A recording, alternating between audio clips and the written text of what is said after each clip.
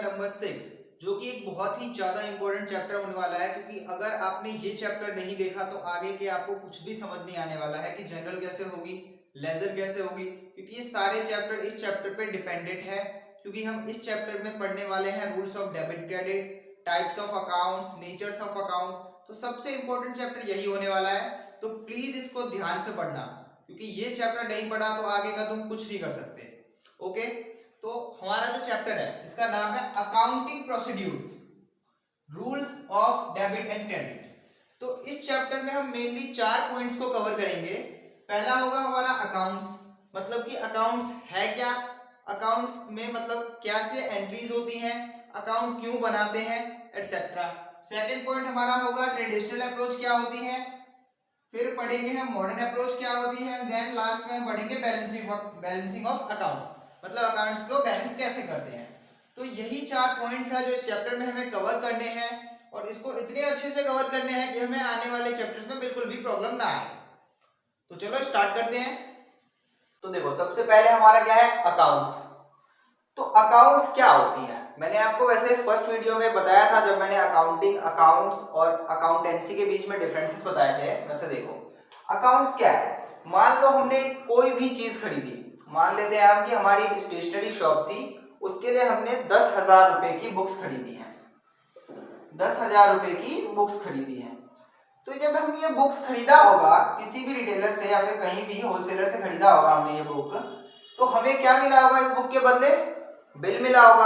आप कहीं भी जाते हैं कुछ भी खरीदने तो आपको बिल दिया जाता है, वैसे ही हमने इसके ये भी खरीदा होगा, हमें एक बिल मिला होगा, एक इनवॉइस मिला होगा। तो वो बिल क्या है हमारा, वो एक बिल एक लीगल एविडेंस होता है, एक सबूत होता है कि हमने इस दुकान से 10,000 का सामान खरीदा है।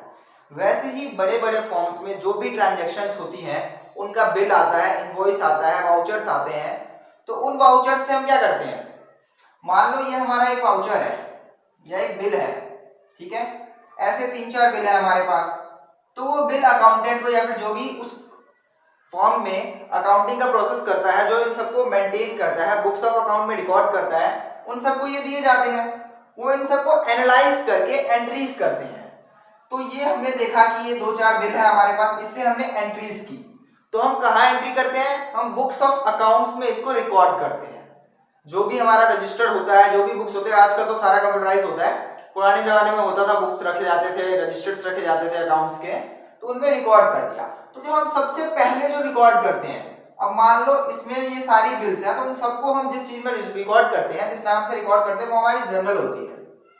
सबसे पहले हम एंट्रीज जर्नल में पास करते हैं कि हमने यहाँ से 10,000 रुपए की सेल कर ली, 2,000 रुपए का इलेक्ट्रिसिटी एक्सपेंस हो गया, तो इन सबका सबसे पहले जर्नल में एंट्रीज होती है। तो जर्नल जो हमारी होती है, जर्नल, इनमें हमारी सभी टाइप्स की एंट्रीज होती है, जैसे कि सेल्स की भी हो गई, परचेज की भी हो गई, कैश की भी हो गई, बैंक की भी हो गई, एक्सपेंसेस की भी हो गई, रिवेन्यूज की भी हो गई। तो सारे टाइप्स की एंट्रीज जर्नल में होती है, ठीक है। तो जर्नल भी हमारे अकाउंट्स है, क्यों, क्योंकि हमने बुक्स ऑफ अकाउंट में इसको रिकॉर्ड किया है जर्नल के नाम से, तो जर्नल भी एक अकाउंट हो गया, ठीक है। अब इसमें तो सारी एंट्रीज है, मान लो सेल्स की एंट्री है, परचेज की एंट्री है, कैश की एंट्री है, बैंक की एंट्री है, ऐसे बहुत सारी एंट्री, सारी एंट्रीज होती है जनरल में। फिर काम क्या होता है हमारा कि हम इनमें सारी एंट्रीज को छांट दें, मतलब जितनी सेल्स की एंट्री है उनको अलग, परचेज की अलग, कैश की अलग, बैंक की अलग। तो इन सभी एंट्रीज को हम छांट लेते हैं और इसको एक अलग अलग जगह, अलग नाम से रिकॉर्ड कर देते हैं। जैसे कि सेल्स की एंट्रीज थी तो इसका एक अलग बॉक्स बन गया जिसमें सारा सेल्स का लिख दिया हमने, जो भी अमाउंट था सेल्स का।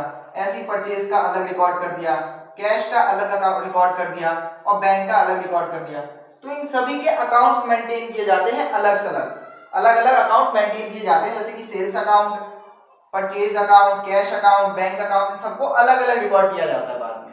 तो ये हमारा अकाउंट्स होता है। ये जैसे कि किसी भी पर्टिकुलर हेड पे रिकॉर्ड कर देना हमारा अकाउंट्स कहलाता है, ठीक है। तो अब मैं आपको दिखाता हूं, एक अकाउंट्स बना के दिखाता हूं, फॉर्मेट समझाता हूं कि अकाउंट्स होता कैसा है। तो देखो, मैं एक अकाउंट बनाने जा रहा हूं, ठीक है। तो ये मैंने क्या लिख दिया, देखो मैंने एक बड़ा सा टी लिख दिया, तो इसी को कहते हैं टी शेप अकाउंट। अब ये टी लिख दिया ना, तो इसमें क्या होता है, ये वाली जो साइड होती है ना, ये हमारी डेबिट साइड होती है, डेबिट साइड होती है जिसे हम डीआर से डिनोट करते हैं, डीआर से, ठीक है। और ये वाली साइड हमारी राइट हैंड साइड जो होती है वो क्रेडिट साइड होती है और इसे हम सीआर से, ठीक है।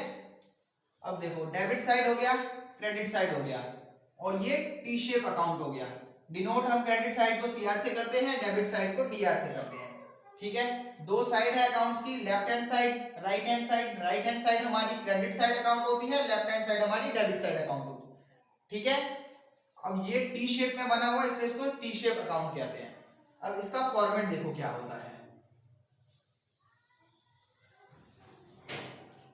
ठीक है। इसमें जो है हम सबसे पहले डेट लिखते हैं, ठीक है, फिर पर्टिकुलर लिखते हैं, पर्टिकुलर लिखते हैं, आफ्टर दैट हम जेएफ लिखते हैं एंड देन अमाउंट लिखते हैं।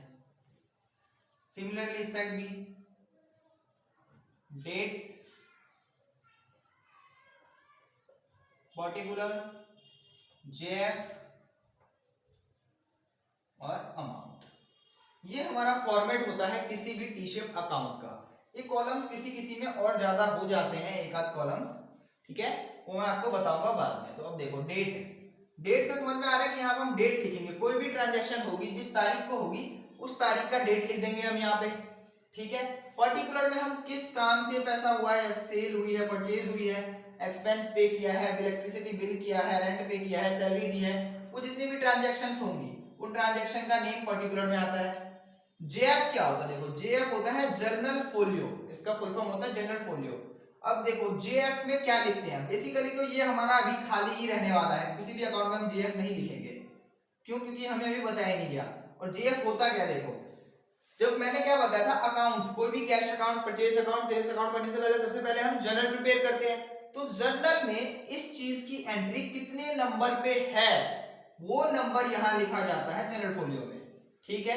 मान लो मैंने कोई सेल किया है, सेल की एंट्री मैंने यहाँ करी है, सेल्स अकाउंट है ये मेरा, मैंने सेल की है, तो यहाँ पे मैं वो नंबर लिखूंगा जहाँ पे मतलब कि कौन से नंबर पे ये ट्रांजैक्शन रिकॉर्ड है हमारी जनरल के अंदर, वो वाला नंबर जनरल फोलियो पे आ जाएगा। और अमाउंट्स कितने का है वो अमाउंट यहाँ लिख देंगे जितने का भी होगा, ठीक है। सिमिलरली यहाँ पर भी डेट लिखते हैं, पर्टिकुलर लिखते हैं मतलब ट्रांजैक्शन, फिर जनरल फोलियो नंबर और अमाउंट। तो ये हमारा बेसिकली फॉर्मेट होता है किसी भी टी शेप अकाउंट का, ठीक है। ये अकाउंट है हमारा, जनरल फोलियो यहाँ लिख दिया, पर्टिकुलर लिख दिया, डेट लिख दिया। पर्टिकुलर में ट्रांजैक्शन लिखते हैं, डेट में तारीख लिखते हैं कितने तारीख का ट्रांजैक्शन है, अमाउंट की जगह अमाउंट लिखते हैं। अब ये डेबिट साइड और क्रेडिट साइड देखो, क्रेडिट साइड में हम क्रेडिट चीजों की एंट्री करते हैं और डेबिट साइड में हम डेबिट चीजों की एंट्री करते हैं, और लास्ट में दोनों अकाउंट को दोनों साइड हम बैलेंस करते हैं कि जितना हमारा क्रेडिट हुआ है उतना ही डेबिट हुआ है, तो अकाउंट सही है, ठीक है। तो इन सबको मैं बाद में बताऊंगा, डिटेल में पढ़ेंगे जब हम अकाउंट्स बनाएंगे, तब कि डेबिट साइड में कौन कौन सी एंट्रीज करते हैं, क्रेडिट साइड में किस किस चीज की एंट्रीज आती है, इनको बैलेंस कैसे करते हैं, ये सारा इसी चैप्टर में पढ़ेंगे, लेकिन बाद में पढ़ेंगे, ठीक है। तो टी क्यों बन रहा, टी शेप अकाउंट क्यों बोला, बताया था कि सबसे पहले हमें ये बड़ा सा टी दिख रहा है, तो ये टी शेप अकाउंट है, ठीक है। डेबिट साइड को डीआर से डिनोट करते हैं, क्रेडिट साइड को सीआर से डिनोट करते हैं, हर जगह यही चलता है। लेफ्ट हैंड साइड हमारी डेबिट साइड होती है, राइट हैंड साइड हमारी क्रेडिट साइड होती है। ये हमारा अकाउंट्स का फॉर्मेट होता है, और अकाउंट्स इसी को कहते हैं, इस ऐसे पर्टिकुलर हेड है ना, एक पर्टिकुलर हेड है, इसका हम कुछ भी लिख देते हैं, मान लेते हैं हम ये कैश अकाउंट है, तो एक पर्टिकुलर हेड में सिस्टमैटिक तरीके से किसी भी ट्रांजैक्शन को रिकॉर्ड कर देना, तो वो अकाउंट्स बन जाता है, ठीक है। समझ में आ गया कि अकाउंट्स क्या होता है, अकाउंट्स में एंट्रीज कैसे करते हैं। कोई भी सामान हम लेके आए, उसका बिल मिला होगा, तो उस बिल को देख के अकाउंटेंट ने जनरल में एंट्रीज की कि ये काम हुआ है, ठीक है। फिर उस जनरल में से हमने हर एक चीज की अलग अलग छांट दी है, जैसे कि होता है ना, अब 4-5 सामान मिक्स हो गया तो हम अलग अलग लिख देते हैं कि ये इस कैटेगरी की चीज अलग होगी, इस कैटेगरी की अलग होगी। वैसे ही सेल्स अलग, सेल्स का अलग अकाउंट बना दिया, कैश का अलग अकाउंट बना दिया, परचेज का अलग अकाउंट बना दिया, तो वो सारे ये अकाउंट्स बन गए, ठीक है। समझ में आया, आई होप अकाउंट समझ में आया, अकाउंट्स क्या होती है, अकाउंट्स कैसा दिखता है, टी शेप अकाउंट क्या होता है, डेबिट साइड, क्रेडिट साइड, ये पूरा फॉर्मेट ध्यान रख लो, सारे अकाउंट्स इसी ही फॉर्मेट में बनते हैं, ठीक है। अब हम नेक्स्ट पॉइंट देखते हैं, ट्रेडिशनल अप्रोच। हाँ तो गाइस अब देखो ट्रेडिशनल अप्रोच, ट्रेडिशनल अप्रोच मतलब पुराने जमाने में जो अकाउंट्स फॉलो होता था, ट्रेडिशनल पुराना, इसके बाद हम मॉडर्न पढ़ेंगे कि मॉडर्न रूल्स के अकॉर्डिंग अकाउंट्स कैसे प्रिपेयर किए जाते हैं। तो ट्रेडिशनल अप्रोच में क्या था कि दो तरह के थे, ठीक है। एक तो था पर्सनल अकाउंट और एक था इम्पर्सनल अकाउंट।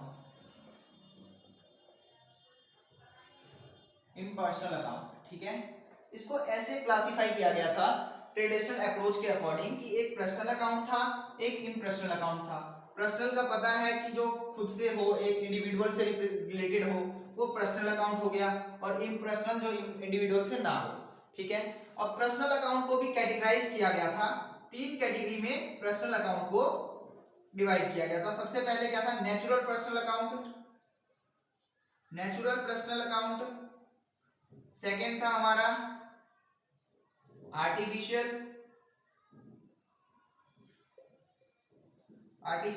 पर्सनल अकाउंट, और हमारा थर्ड था रिप्रेजेंटेटिव पर्सनल अकाउंट, ठीक है। तो natural personal account, artificial personal account और रिप्रेजेंटेटिव पर्सनल अकाउंट में क्या था। तो नेचुरल पर्सनल अकाउंट मतलब समझो, नेचुरल बात कर रहा है, नेचर की बात कर रहा है, मतलब जो गॉड गिफ्टेड होते हैं, जैसे ह्यूमन बीइंग्स होते हैं, जैसे मैं हो गया, तुम हो गए, कोई बंदा हो गया, जिसको मतलब भगवान ने बनाया है, उस बंदे का अकाउंट्स क्रिएट करना। जैसे कि राम अकाउंट, श्याम अकाउंट, मेरा नाम गोविंद है तो गोविंद अकाउंट कोई बना रहा है, तो ये सारा नेचुरल अकाउंट में आता है। किसी भी इंडिविजुअल से, गॉड गिफ्टेड जो होते हैं, जिसको भगवान ने बनाया है, उस बंदे का अकाउंट जो बनाया जाता है। आर्टिफिशियल क्या होता है, जो ह्यूमन ने मॉडिफाइड कर दिए, ह्यूमन ने बना दिए। जैसे कि एक हो गया, कुछ बहुत सारे ऑर्गेनाइजेशन होते हैं, जैसे बैंक्स हो गए हमारे, टाटा हो गया, रिलायंस हो गया, तो इन सबका जो क्या है, ये आर्टिफिशियल है तो इंडिविजुअल से रिलेटेड ही। अब रिलायंस है, अंबानी से रिलेटेड है, अंबानी ने बनाया है, बट ये क्या है, आर्टिफिशियल पर्सनल अकाउंट है। अंबानी को बनाया था गॉड ने, अंबानी ने बनाया रिलायंस को, ठीक है। तो ये आर्टिफिशियल में क्या ऑर्गेनाइजेशन आ जाते हैं, जैसे एसबीआई बैंक हो गया, रिलायंस हो गया, टाटा इंडस्ट्रीज हो गई, तो ये सारी आर्टिफिशियल पर्सनल अकाउंट हो गए। अब देखो रिप्रेजेंटेटिव पर्सनल अकाउंट्स कौन से होते हैं। रिप्रेजेंटेटिव पर्सनल अकाउंट वो होते हैं जैसे कि कोई अकाउंट किसी पर्सन को रिप्रेजेंट कर रहा हो, जैसे कि एक सैलरी अकाउंट हो गया, अब सैलरी में क्या है, outstanding salary account, accrued income account, outstanding expense हो गए। तो ये सारे क्या है, रिप्रेजेंट कर रहे हैं किसी बंदे को, कि रिप्रेजेंट किया जा रहा है कि भाई सोहन नाम का बंदा जिसका सैलरी अकाउंट आउटस्टैंडिंग है, तो किसी बंदे से रिलेट करा जा रहा है, रिप्रेजेंट किया जा रहा है, तो रिप्रेजेंटेटिव पर्सनल अकाउंट हो गया।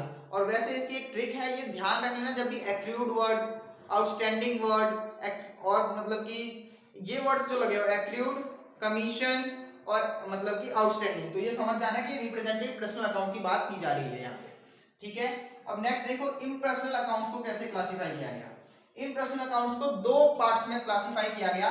पहला था हमारा रियल अकाउंट और सेकंड था हमारा नॉमिनल अकाउंट।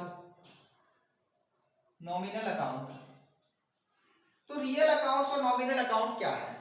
रियल अकाउंट्स में हमने उन चीजों को डाला, रियल अकाउंट्स जो थे, रियल अकाउंट, इम्प्रेशनल अकाउंट में रियल अकाउंट, इम्प्रेशनल अकाउंट मतलब क्या है कि यहाँ पे अब किसी भी इंडिविजुअल की बात तो हो नहीं रही है, तो यहाँ पे 2 तरह से क्लासिफाई किया गया, नॉमिनल अकाउंट और रियल अकाउंट में। तो रियल अकाउंट में हमने उन सारी एसेट्स को डाल दिया जो एक पर्सनल से या फिर इंडिविजुअल से रिलेटेड नहीं था, मतलब कि एक टाइप से मान लो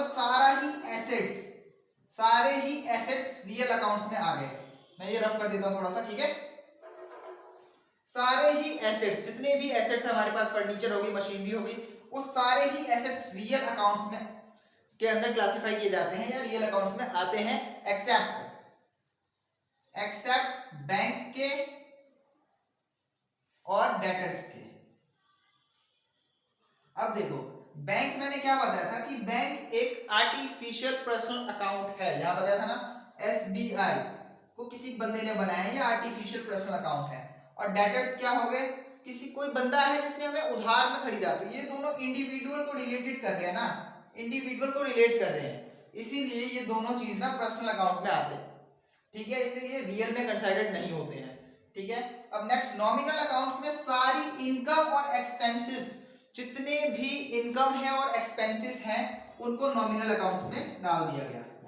इनकम और एक्सपेंसेस को नॉमिनल अकाउंट्स के अंदर क्लासिफाई किया गया कि जो भी इनकम होगी, जो भी एक्सपेंसेस होंगे वो नॉमिनल अकाउंट्स में आएंगे, जो भी एसेट्स होंगे बैंक डेटर्स को छोड़ के वो रियल अकाउंट में आएंगे, और जो भी पर्सन से रिलेटेड इंडिविजुअल चीजों की बात होगी तो वो पर्सनल अकाउंट्स में आएंगे।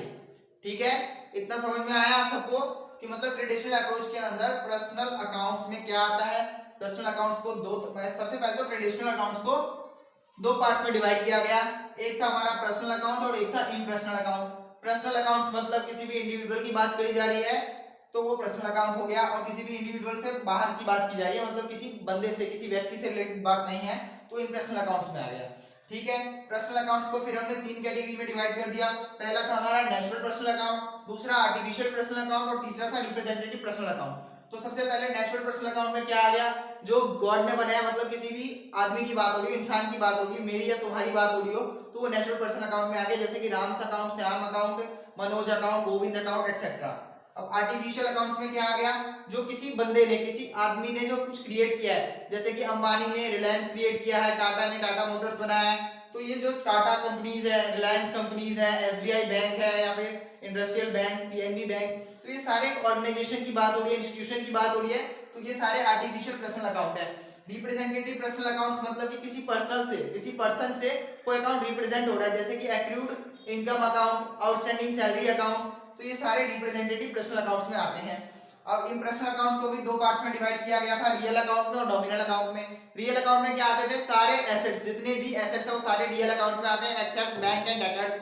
और नॉमिनल अकाउंट में क्या आता है, इनकम और एक्सपेंसेस, जितनी भी इनकम है, जो भी प्रॉफिट है वो नॉमिनल अकाउंट में आएगा, जो भी एक्सपेंसेस है, खर्चे हैं, वो सारे नॉमिनल अकाउंट में आएंगे। ठीक है, आई होप समझ में आया होगा आपको ट्रेडिशनल अप्रोच पर्सनल अकाउंट्स और इम्पर्सनल अकाउंट में। मैंने सारा मतलब जितना मेरे से हो सका मेरे हिसाब से तो मैंने आपको क्लियर कर दिया है। फिर भी कोई भी डाउट आता है तो पूछिएगा जरूर। नेक्स्ट वीडियो में हम कवर करेंगे मॉडर्न अप्रोच और बैलेंसिंग ऑफ अकाउंटिंग, जिसमें हम रूल्स ऑफ डेबिट क्रेडिट भी पढ़ेंगे। ठीक है, तो आज के लिए बाय बाय, मिलते हैं अगली वीडियो में।